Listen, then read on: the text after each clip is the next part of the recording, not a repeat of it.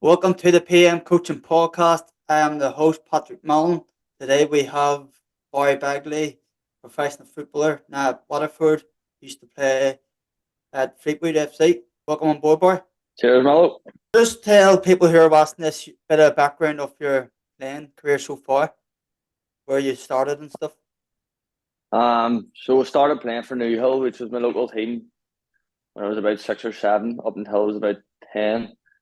And then I joined the Glens when I was 10, stayed there until I was 16, and then I moved over to England, to Fleetwood. I've been there ever since, and then obviously been on out and loan at Waterford last season, and then I'm back again this season. What sort of inspired you to become professional footballer? What inspired you to go that footballing route? Because people sort of act as sort of the hobby route. What sort of inspired you to go that sort of route, and what's your sort of role models? I think the thing that probably inspired me most was my dad. He had me playing football from I was no age. He was obviously big into the football, and he since I was a kid, I always had a ball at my feet, and that's where it really started off. Was there any sort of on that sort of role model route? When I was playing before I went into coaching, I used to always watch football before the game started. What inspired me most was the strikers, because that's where I used to play. So I used to always watch videos of I wanted to be Michi, or I wanted to be Samuel Eto'o or stuff like that. Was there any sort of related to you? I supported Liverpool from a very young age. So player I always used to look up to was Steven Gerrard. So that's probably the reason why I decided to be a midfielder, because I always wanted to be like him. Anytime I was out in the street hitting shots and all, I was shouting Gerrard and all, hitting the shots. I'm practicing it, yeah. Well, it's good that you sort of have that family sort of background that motivate you, and you've played such early young age, whereas I didn't really get in until I was 11, but it shows that you've progressed that sort of pathway, and then you've got role models on top of that. The second sort of question, adjusting moving away from home to England, was there any sort of obstacles that you faced adjusting moving away to England? Nah, it was actually easy enough for me, because when I first moved over, it was already 3 boys from back home living there. And I all knew them really well, coming up through the Northern Ireland system and stuff like that. So that made it a lot easier for me moving over. A bit more comfortable. But was there any sort of during your later days, probably the first few weeks were easier, but was there any sort of challenges at the start? I was you always, no matter what, even till this day, you always think about, you always do miss back home, but you just get used to it. You know what I mean? The more you're away, the more you kind of just get used to it, and I haven't really thought about being homesick or anything in ages. And as a professional, how do you stick this sort of your motivation, to control your sort of ups and downs? As I say, there's loads of ups and downs. In football, you just have to take them as they come and not get too high when you're doing well, and then obviously when you're losing or not doing well, just have to keep a head right and keep playing your football and see where it takes you. Them early days of Fleetwood, how did you sort of feel to get used to it? Was there any sort of adjustment compared to sort of that youth level you're going straight in the sort of professional sort of environment? I was a big step up, to be honest. I was going from training a few days a week to being training every single day and stuff, and it took me a wee while to get used to that. And once I did, I found it very comfortable and stuff. I didn't think there was too much of a step up in terms of the quality of players. Because obviously I was involved with the Northern Ireland setup, and there was loads of good players in that and all too. So it was more just the physical side, going from training a couple of times a week to training more or less every day and playing 2 or 3 a game or two a week. More demand and stuff. Then obviously you've got your gym work and all in that too. And what would a rough sort of idea of the training sort of schedule would be at that sort of environment? Would you have more gym work than pitch, or would it be more? No.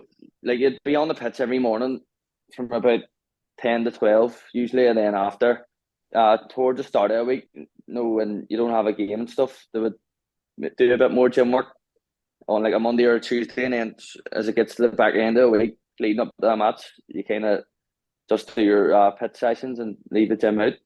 Yeah, and your early days at Fleetwood, the sort of reports of the Joey Barton, people are sort of criticising him, but what's your sort of thoughts and how did he interact with you and how do you feel about the Joey Barton? He's like he does have a bit of a mad side to him, but he was actually really cool with me. He's the one that gave me my debut and stuff for Fleetwood, my first team debut, and he kind of just took a bit of a liking to me, like since a young age. So I really liked him as a coach. I thought he was good. His ideas were really good and stuff. But there was times where he just done some mad stuff, and you were thinking to yourself like, "What's going on here?" Like, you know what I mean?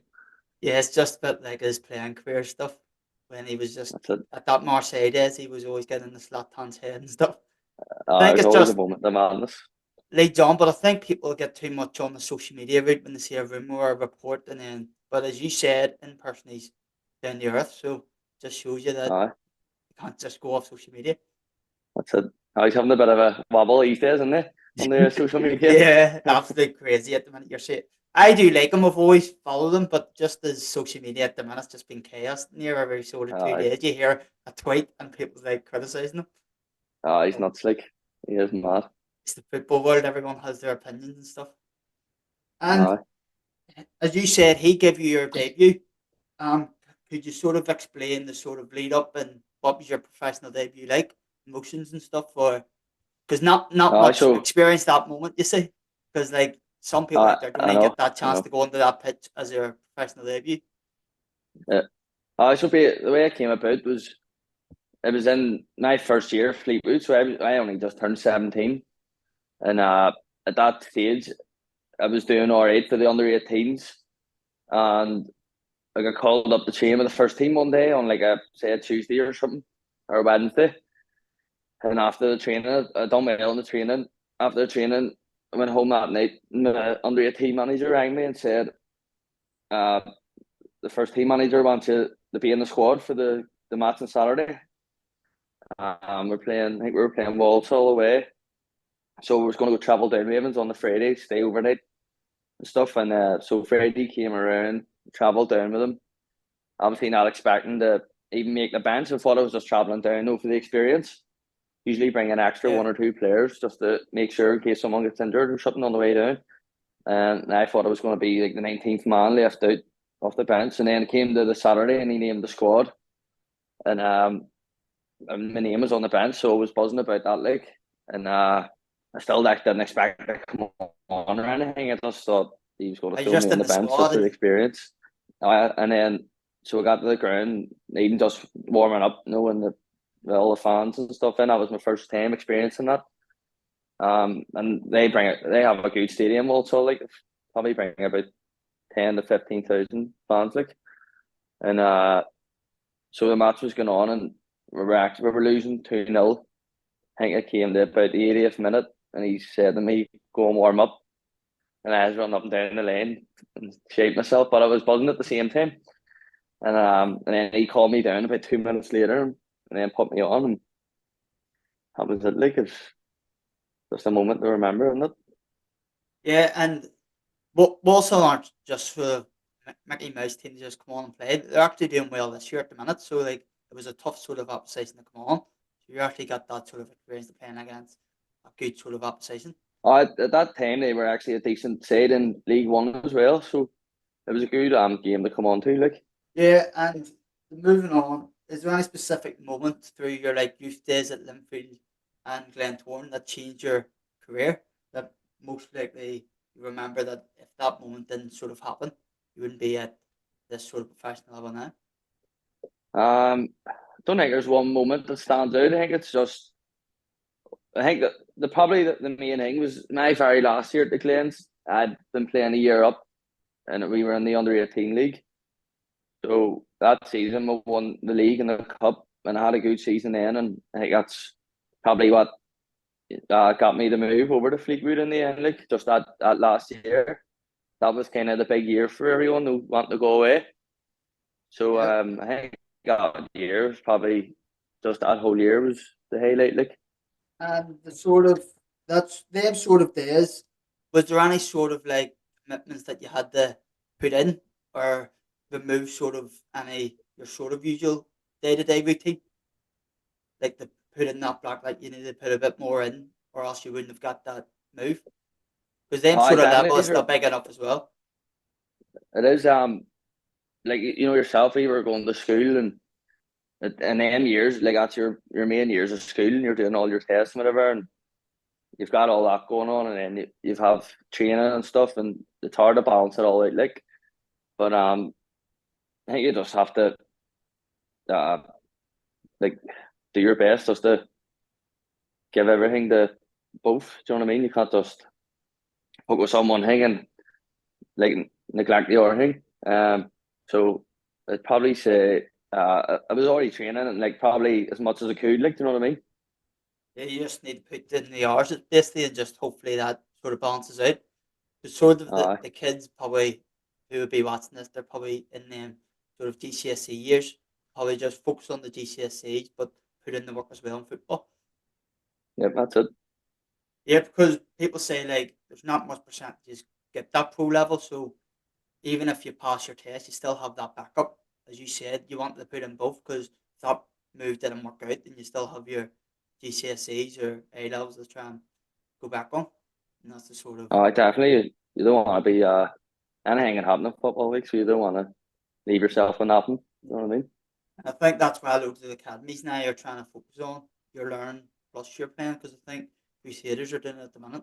They're putting them sort of programs together for youth to I go think ahead. there's a couple of teams. I think Lauren have a school and stuff too, like, don't I think that's sort of good that the sort of route back home they're putting them places in forward because I don't think there were them sort of programs a few years ago. So I think it's pretty new that kids are getting more opportunities that they can try and focus on better.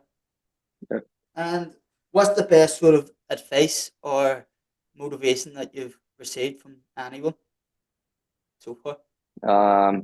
There's that many. There's just keep, as I say, when like if it's not going well, just keep doing the right things, and if it is going well, don't go off track. Um, just kind of stay level grounded, and that'll take you places. Yeah, and on that sort of motivation, like, has there been any sort of setbacks and then you had to remove it and then come back on the track again? Like, sort of, how do you Uh, adjust, like, if something like an injury or like keep on track with your sort of goals? Because some people would say that if they had an injury, it would distract their sort of route. I've actually had a few bad injuries in the last few years since I went to Fleetwood League.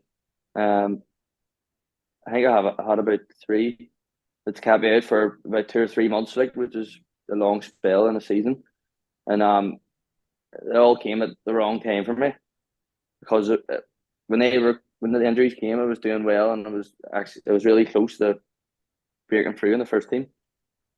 So I'd obviously like put my head away a bit, and just had to work hard in the gym and do everything to get back in the pitch, and um, thankfully I've done well. And how, like, them sort of injuries and then you try and get back in this sort of team, like, how's that sort of effect that you probably have to go out and loan to try and gain that form again? And that's probably what happened, that you probably send out and loan to try and get them sort of back on form and then return back and then stuff like that probably happened again that you got an injury. How's that sort of react to you? Well, the main thing is just playing every week, like, so. If you're not playing, it's like if you come back from an injury and you're not getting as much game time as you probably need to, going out in loans the best thing for you just to get games and get fit again and get your confidence back. So I think going out in loans done me a world of good. Like, Yeah, and the sort of, you recently got promoted with the Waterford. Is that your sort of best moment so far in your career?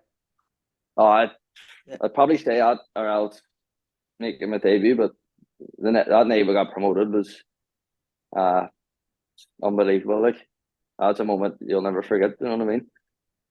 And it was such a good moment because you recently only joined them in short space of time. That to get that sort of memorable moment is very sort of good. There's not much people Uh, they go out and loan and then their moments don't like crawl up until a year after they go back out and loan again. That's the thing. Like, you see a lot of loan spells that don't work out. So just thankful I went there and kind of hit the ground running, and I did achieve that bit of success too, which helps. Like, definitely helps. and I had a really good year last year, so I hope I can do the same this year. And what sort of life like down Waterford? Compared to like, because you've been adjusting at home the sort of Glens, and then you go away to Fleetwood, and then down in Waterford's completely different sort of environment. So how are you sort of I adjusting? It's different, but it's similar as well. Like I know obviously I know the place really well now because I've been here for a year, like so. But when I first came down, it probably didn't take me too long to adjust, like and it was a bit handier too because I can drive up home and stuff after the matches, which is a bit closer. So that helps, like but in terms of like the training facilities and stuff over here, it's probably the best you're gonna get in Ireland, like. Yeah, and is there any sort of from your Fleetwood, Glentoran, or Waterford days short? Has there been any sort of mad stories or funny moments? There's been loads of mad stories and funny ones, but I'm trying to think of like one off the top of my head. Like, don't want to say any in case I throw anyone under the bus. Like, you know what I mean? But there's been loads of mad moments and stories. Like, but I just don't want to throw anyone under the bus. Under the bus. Yeah, it's fair enough. Some people share, some people don't. But it's, as you said, Uh, it may come back to haunt you in the long run if you that's it. say. I know. Yeah, there's always a sort of mad story. Um, how do you make sort of changes based on like if a manager comes in, if there's sort of strengths and weaknesses of an opponent? How do you sort of realize the sort of scout reports or sort of like change of opponent?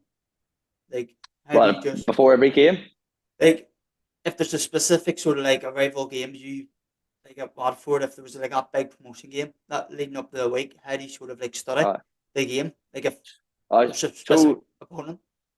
we've got like an analysis too. Would get all the clips from say every week. The team who we're playing on that week, you'd have all the clips up of what they're good at, what where we can get at them and stuff. And then the day before the match, would have a meeting, and the manager would go through everything, and he would set us up in like a way that we can hurt the team and stop them from scoring. Like, Yeah, and on that sort of point, like how do you prepare yourself? Like them sort of clips, like if he sent you this sort of like attack on midfielder and you're sort of centre mid, does he tell you yeah. like the watch is sort of way or how do you prepare yourself? I will whenever we're watching the clips, I'd always look at the players in midfield that I'll be playing against, and see what way they play, and that can give me a bit of a gauge and what I can do to um get the better of them maybe. Yeah, it's sort of like getting bigger that And sort of then I'd always be analysis. looking at their defense too. Like I'd how always be looking at their defense because I'm so I can know where to pass the ball and where I can get the like strikers in what and stuff. Do you know what I mean? like where's their weak side or sort of like if you got the ball, like which weak side they're sort of Aye, like attack their sort of weakly. that's it. Yeah, it's sort of getting bigger back home as well. Like I'm in England at the minute, and the sort of analysis here is massive. So, like back home, I hear most clubs are trying to get it into their clubs. So, even the I'd say local most of teams are the trying to get it. Irish League. I'd say all the Irish League Premier teams would have analysis, and then the more you go down, I'd say there's a lot more teams bringing them in at the minute. Like, I think it's the only way sort of forward because like you lose a game, you want to know like why that happened, or if there's a player doing specific things, you want to know how to improve them and stuff. Because it's not all just on the pitch. Like Fiddy, it's more you can't sort of argue it. I'd say it gives you a chance to look at where you can improve and what you have done well. So it does help. Like, Yeah, and what do you think is your most important skills or qualities, and how do you sort of like improve them? in Like if terms of it's like passing football. for, yeah, or like anything. Like for example, if it's passing, like how do you sort of build that?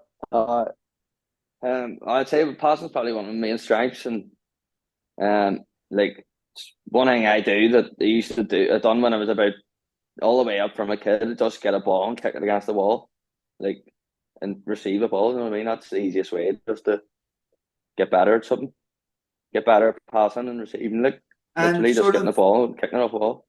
like the way football's going, like is there sort of like your speed? Like how do you sort of improve that? Because now football's getting a lot more quicker compared to like before. Because if you're a midfielder in that sort of transition, if you're not sort of quick enough, then Like, how There's do a you lot adjust of that? that's why there's a lot more gym work now. We've got like a strength and conditioning coach, and he'd be doing a lot of strength work and power work to try and make you obviously stronger and quicker. So that's what they're brought in to do. Yeah, and would that be your sort of advice, not just when you're sort of that good at passing, the only way to improve is to get the ball? Would that be your sort of advice to like young kids now who want to like aim to become pro, just to keep sort of like practicing? Would that be your sort of one, or Uh, is there any sort of other uh, sort of quotes or well, tactics? that's the most basic way to do it. Like when obviously once you get the hang of it and you get good at it, then start to when you're in training, always look to get the ball like look for space where to get the ball. Always like know what's around you and stuff. So where you know where the next pass is. That's how you just progress it. Like And like, see them early days at the sort of the Linfield and Glens, like especially with the young people watching this, like how much sort of work would you sort of put in? Like people sort of nowadays say that them like 2 hours training won't be enough. Like for example, if people are doing it like Carmoni or Celtic Boys or New Hill, like now at sort of 14, 15 years of age, they'll probably just say I'll go like 7 to 8 and then go back home on the Xbox. But like did you sort of put in after like 1 hours, like actually on like a Wednesday night if your training was on a Monday I'd be every single day. I think I was every day? if it wasn't training, I would have been out. Would have just went down to the local pits and had the ball kicking about with my mates and stuff, and just made sure I was always out in football. Like I never really wasn't really someone who played the Xbox loads or PlayStation.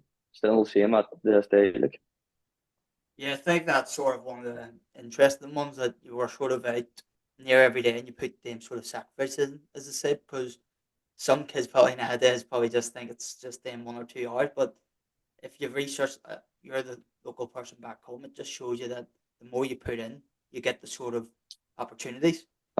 if you're only training once or twice a week, like definitely not enough. Like if you want to get to England, then boys are training from their no age 3 4 times a week. Like so, you're always playing catch up to get to the level they're at. So Yeah, best because advice is even when you're best listening, advice would sort of, be from a young age, just train as much as you can. Like yeah, because even when you're listening to sort of them Premier League players or like people abroad, like at the sort of top level, they say that when their training's done, they stay behind in an extra 50 shots. Like that sort of Jermaine Defoe's a perfect example. Like he would just keep hitting shots until he was scoring. Like that's his sort of like even after training, if he missed the shot in training, he would just stay up behind, just keep kicking the ball at the Sunderland training ground. Whereas you don't the even it's not even that's not as a Premier League. Like, you see at all levels. Like there's even the strikers at Waterford would stay out for 15 20 minutes practicing or shooting. Midfielders would stay out practicing their passing, their defending even too. So everyone's doing their bit. Like and do you listen to sort of like any sort of motivational videos or music like to get you sort of pumped up for a game? Like back to your sort of younger days or what sort of like music do you um, get? I'm more of rave like I used to sort of listen to I like before on a match day, it's nothing but rave music. Like that's what I mostly listen to, like house music and all that sort of thing. That's the type of music I like. yeah, and what do you think's the biggest challenge for football players now? Um, I'd say it's relating back to that other one, about the PlayStations and Xboxes and phones and iPads and everyone. Like you don't see kids out in the street kicking the ball about anymore. Like, um, and that's only gonna make it harder for you to give you a chance in England or whatever. But on the other side, a lot of teams are training a lot more now, like during the week. So if you can train with a team and still do your own bit, that'll definitely help you. Like, Yeah, and the social media and the act box is a big sort of one because I was speaking to the one of the players where I'm coaching the event. He used to play for Notts County and stuff, and he was saying that the social media is a big problem now with you see the sort of racism and people tax you after games, even at the Premier League or Championship or Serie A. Like it's not sort of uh, social media is a big sort of problem. He said, and I would sort of agree with that. On top of the Xbox, that both of them correlating. social media is a massive thing these days. Like, you can't get away from anything. like one bad game, like I wonder what them Premier League players are going through. They're getting slated every game, like, you know what I mean. But you just kind of have to try and not read too much into it, or else you end up putting your own head away. And have you had sort of any issues from the social media? Like, if you had a bad game where you just remove the message and then look at it, or have you related to sort of I any? am well, luckily enough, I haven't had too much. Like as I say, like Fleetwood and Waterford aren't the biggest clubs in the world. You know what I mean? So there's not going to be thousands of people on pestering you after a game if you don't play well. But there's obviously the odd thing that pops up, but you just don't really take notice to it. Like, And the sort of, what was that moment when you scored your first sort of goal, like for any of them sort of clubs? so my first goal for Fleetwood, we played Bolton away. It's on the last day of the season, and we had to win to stay up in the league. Um, or else if the team below us didn't win, we were going to stay up. So we were going into the match knowing we had to win basically, and so we were playing, and I think it was about 15 or 20 minutes in, we scored to make it 1-0, and that was probably one of the best feelings I've ever had. Like, And what's your sort of um, celebration? I don't know. I didn't know what to do. I No, just started running away, and then I was like, I'm going to do a knee here. and then they slide. And then I forgot it was about 30. Forgot it was about 30 degrees, and the knee slide didn't turn out too well. I ended up in the face. Was the pitch of that dry? Yeah, and I'm doing something different in this sort of episode before we'll get started on sort of main topics. I usually say at the start, the first two episodes, I sort of start off with sort of question before we go into the topics, but this one's a sort of unique episode that I'm doing the question after the background stuff. The person before in that episode 2 didn't get his question. Episode 1 got his question on a clue. So this is episode 3. Hopefully you make it 2 out of 3 because each question is sort of different to any sort of sport related. And the question for you is, who is the only player to play and score in all the English divisions? So Premier League, Championship, League One, League Two, and National League. Score in all of them. Plus he scored in the Champions League and Europa League. And he also scored against Hearts in the sort of Scottish Premiership a few years ago. So he's played in Scotland, all of English leagues, and I know this one. Someone asked me this question the other week, and I Europa can't League and remember who it Champions is League. now. So he's scored in both the Europa League and Champions League as well, plus all English divisions. Who is it? Gary Hooper. Gary Hooper. Told you. Yeah. Someone asked me that last week. That's darn it. I didn't think you would have got that one, but you say you probably heard of it. I didn't know you got asked that I before. wouldn't have got it. I wouldn't have got it unless I heard it there the other week. And I'll give it on that the person last week didn't get his question. Do you want to ask that one? See if you can have a nibble at it. Go ahead. Who is the only 2 players to play and score in the top 5 leagues? So that would be Bundesliga, La Liga, Serie A, Premier League, and the French League. So he's played and scored, played in all 5 of the top leagues. 5, and he scored in all 5. What? Give us a clue. What one of the teams he played for? So the first person who sort of like broke it. So there's only been 2 players that played in these 5 and scored in the last like 10, 15 years. So the first person would have played in that Man City sort of team with Jacko. Who could it be?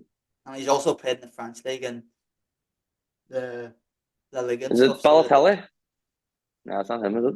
no, that's a close one because I think he's played in 3 or 4 of the leagues, not the 5th. No, I know he played in a few of them. I think he didn't never played in Spain, have he? Don't even know. Sort of one. It's a top sort of one. And That's the person in the episode 2, he thought Zlatan, but Zlatan's played in 4 out of the 5 leagues. He hasn't played in Germany. That was the one. Oh, yeah, I knew that. When you said Germany, I knew it wasn't him. So do you still want to think about the first one, or that sort of Man City team, or want me to give you the Man City one? I'm not good. Stefan Jovetic is one of them. That's right. He's played for Man City, he's played for Fiorentina, played for Hertha Berlin in the Bundesliga, Monaco for 4 years in the French League, and Seville in La Liga. So that was a tough sort of one to get him. Because the Liga gets you. Tough that one. And then the second I didn't know he player. played there. The second player is quite recent. He broke it. Well, he recently only joined the Premier League, but also played in the Liga in Spain. The Liga in Spain, he's also played in. Let's come into the Premier League. I think it's the Germany one will get a lot of people. Because there's most players out there played. That's why it's basically only a new sort of question, because there only be 2 players to play on scoring 5. Like some people's only stay at the same club, or only play 3 clubs. Like that's that Tom one, like people would have thought him. And that's why the person last week said it. I actually couldn't tell you. That's a hard one. Like, don't know. Well, actually, he's also played at Ajax. This player. He's played for Ajax. Yeah, that's a clue. Yeah. Don't know. Still don't know. Justin Kluivert. He recently only joined Bournemouth and scored. I would never got that one. Justin Kluivert. He played at Roma. Then he went on loan to Leipzig. He played for the Valencia in La Liga, and then Nice as well. On loan. So the 2 loans went on loan twice. That's a cool one. Yes, but at least you got your question, so you're still on that. 2 people's got their question right out of 3, so still got. That's all matters. You only focus on your own one. But I had no who you'll get that one, because they get that one sort of right. You need your sort of brain off. They're going on the sort of the main sort of topics that I want to speak about is, with the increase of football demanding now, should football remove the FA Cup replays? What's your sort of views and opinion on it? I think it's just going to penalties straight after. Like, yeah, I think just get it over and done with. Like, I think Liverpool had their one recently, or some Premier League team had it, and they're playing tonight again. So that's sort of one team had their replay on like Saturday there. So it's just killed it, doesn't it? Like, yeah, name sort of space it is, and plus some of them have their Champions League and then international football. I think penalties, it'll excite more fans. You just say one leg and you just go straight to pens. That's the whole point of getting the home advantage too. Like, you know what I mean?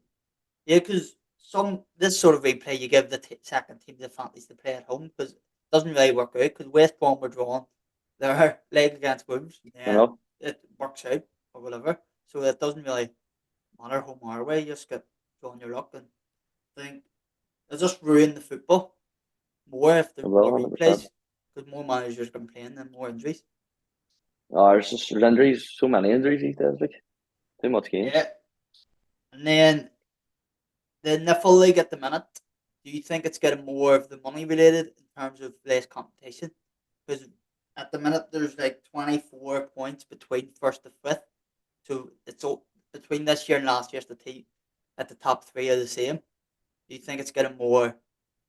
Money. There's a big difference now between the top 5 or 6 compared to the bottom 6. You know what I mean? But at the same time, like, you're looking at Cliftonville, right? They don't have the biggest budget in the league. Like, Glens have a well bigger budget than what Cliftonville do, and they're managing to keep up the likes of Lauren and Linfield. So there's an argument for it and an argument against it. You know what I mean? Yeah, I would just like to see it a bit more evenly distributed within the league. Yes, more evenly, that more clubs get more money towards the bottom. They get it more, because that sort of gap, 2 years and it's sort of been similar sort of league, but I think, as you said, Glens has a bit more money, but it shows that Cliftonville are higher than Glentoran, so just that's what I mean. It can work for you or work against you. That's it. But I think more money's getting put in terms of the TV rates as well, because they're getting more games in the Sky compared to a few years ago. There's a lot more coverage, like, in the last few years. Even on a Friday nights, you're able to watch on the BBC iPlayer and stuff, which is definitely only going to help the league and showcase the players and stuff. And who would be, in your opinion, the biggest sort of player to come through in at the minute? What, in the Northern-Irish League? At the minute, who do you think we should watch out for? Or who do you think is upcoming? I know Cliftonville recently, their Moore boy, Seamus Moore, didn't he recently move to West?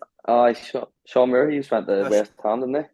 And Sean Moore, he recently got moved across, but do you think there's any sort of else in you who you know coming through? Or? I wouldn't really know too many of the younger ones. Like I couldn't say who would be the one to watch out for and stuff. But in terms of the more well-known players, like Joe Cooper's probably the best player like, in the league. Yeah, and there's a player from the Larn, isn't there, who recently joined? I think he's probably one to watch out for. He just went to Larne. He left Yeah, Larne. he just went the Larn, I think. Um, Was was it Curry Gallagher? I think it was Bobby Crookley, but do you think he'll get more opportunities at the Larn? Or because it's a big sort of jump, because Larn expect more compared to sort of Cliftonville, because they've got all their sort of money and their midfield's probably more distribution. I don't think they want to brought him in to like sit in the bench or anything. I think he's going to come in and probably play most matches. Or else he on the left Cliftonville. Yeah, and do you think that was just moved for better, or do you think it was sort of I principal will decision? obviously going to Larne, you get the full time football too, which he probably wanted for a while now. So there's just a whole lot of different things that he's probably thought about before he left. And going on the next sort of one, do you think Jude Bellingham is the sort of MVP in football right now? I Jude's a joke. Like he'll be the best player in the world in a few years. Like definitely. Yeah, compared to sort of like the younger ones at the minute, he's sort of like blown them out of the water with their sort of like 18 games so far, and he's got 14 goals in 18 games at a 20-year-old, and that's It's probably why people are scary, fearing him scary numbers. like 200 odd million. And Saka only got 7 goals, and that boy from Bayer Leverkusen, Florian Wirtz, has only got 7 goals. So like He's a good going player. like them sort of they're similar ages, but they're saying that this Jude Bellingham's worth 230. These are the young players aren't even getting towards the stats. And Real Madrid's still a competitive league. You can't really say he's playing in the Farmers League, whereas he's still performing. He's playing at a good league. Still banging And the he's goals in. not. So And I think that money's in football nowadays. You probably have to rate him because his form as well. Like these other young ones are probably rated 90 million, but they're only getting 7, 6 goals. Like Saka's only got it's 7, and people thought he's the next big thing, probably hyping him up to be 100 million. But if he's 100, Bellingham's getting near 7 more goals, and I he's know not a it's striker that. as well. So Especially he's a midfielder, like so. yeah, He's so just doing mad things like at the minute. we're Saka and that boy works are more like wingers. So that's sort of. But even them two, like they're still unbelievable players. Like you know what I mean? Do you think? And also the boy Musiala's, he got 5 goals. Like there was a report last year that he was worth near 180 million. So like he's not even Uh, performing this season. So his value could I, drop. w- But I wouldn't say he's not really like a no one goal scorer. You know what I mean? He creates the chances instead. So we have to take all that into account too. Like yeah, but do you think there's more like young players coming through that these money in football is just crazy now? Because all 4 of them could be valued at 150 million. Because if you go, because they're all like under 23. So if you go to Bayer Leverkusen for foreign wits, still put 100 million price tag on him. Or if you go to Arsenal, I know he's not performed to his best, but they're still going to say 150 million. the money at the top levels scary these days. Like And you want to hide your sort of you wonder know kid what I as mean? well, because like you don't know if you'll probably get You another one. do. Because if you sell that player, then you don't know if you're going to get another one in. That's probably You why want to make sure you get the right amount of money for him. Like there's probably like multiple loads that you can go through. But I think the value now for players, it's going out of the world. it's scary. Like it's mad the amount of money. He's even not Saudi Arabia and all too. Like it's just madness. Yeah, the wage. And do you think that's going to sort of impact the football in the future, like way more with all these new sort of rules and like out in Saudi Arabia, the FFP for a play, but of course Newcastle are probably getting reported, but Man City can go in and splice the case. Do you think it's all just crazy at the It's minute? stupid. Like everything's just all over the place. Like everyone's getting done for Yeah, one or two charges, and City's got hundreds, and they're not getting done. Like yeah, because I just think it's money's everything. Everton. It's their second one, isn't it? Everton. It's their second breach. They already give them They're 10 getting points, but they're trying to give them another one, which is they're trying to do them again. Like terrible. whereas City, like Gary Neville said in the overlap, that's been going on for 6 years already. But you can't wait another 6 years to get all these documents through because that might not You be know there and you don't know what's going that's to what I happen. mean. Whereas, but how can it take 6 years already and nothing's been solved, which is crazy. And then And the Newcastle, evidence like that. yeah, and then Newcastle, like they're coming through their sort of breaches because they're trying to get someone on loan from the Saudi, and then they're saying that they don't want him because of I this know, sort of finance, which is quite mad like. crazy. And going on, the Liverpool fan you are, and Yep. Klopp's leaving. What's your thoughts? I was raging like when I found out. Uh, it's not gonna be able to replace him. Like, Yeah, well, his sort of what he created Liverpool in his pressing based style. It's more about the transfers he put in as well. Like the new manager may not be the type of player that he got. He was such a genius in the market. that's I mean. He's built a good squad. He'll probably be here for a couple of years, and you don't know if a new manager is going to come in and change it all again. Like, so just have to wait and see. Yeah, and what do you think sort of next for?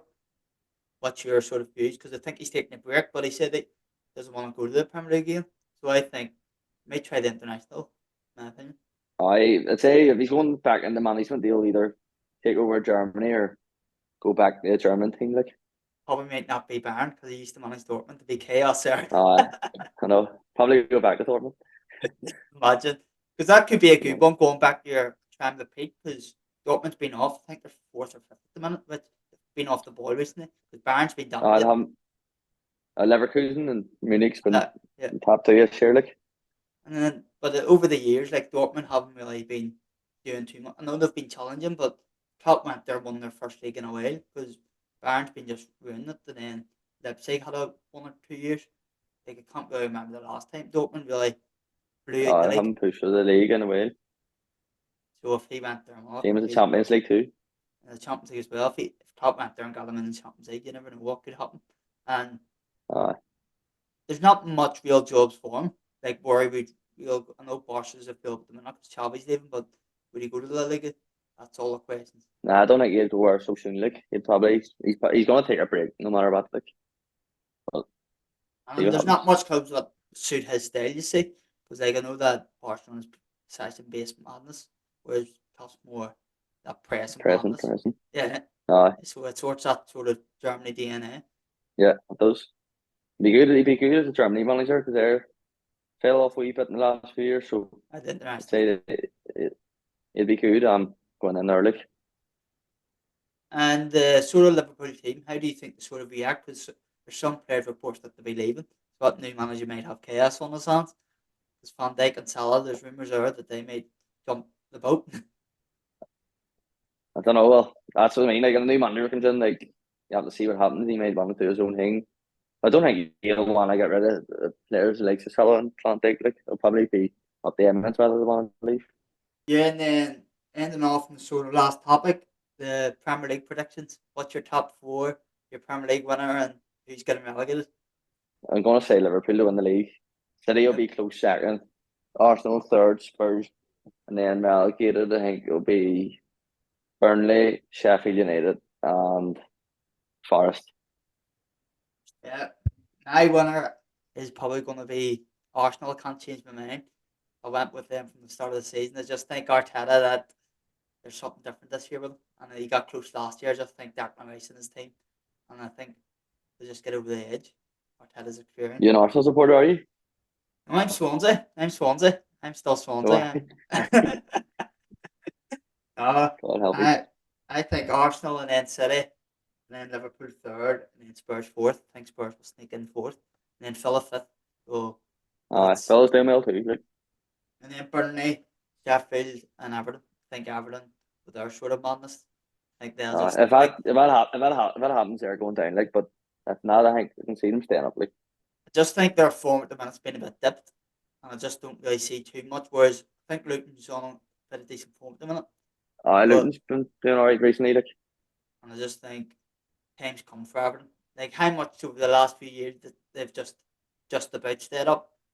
New year just sort of comes I they've done it hundreds of times. Like, because that's what happened to my team Swansea. Like we were just staying up by like 2-3 points, and then aye, our year just came. So I think that's going to happen with Everton. Their times run up because like they don't really have that goal score.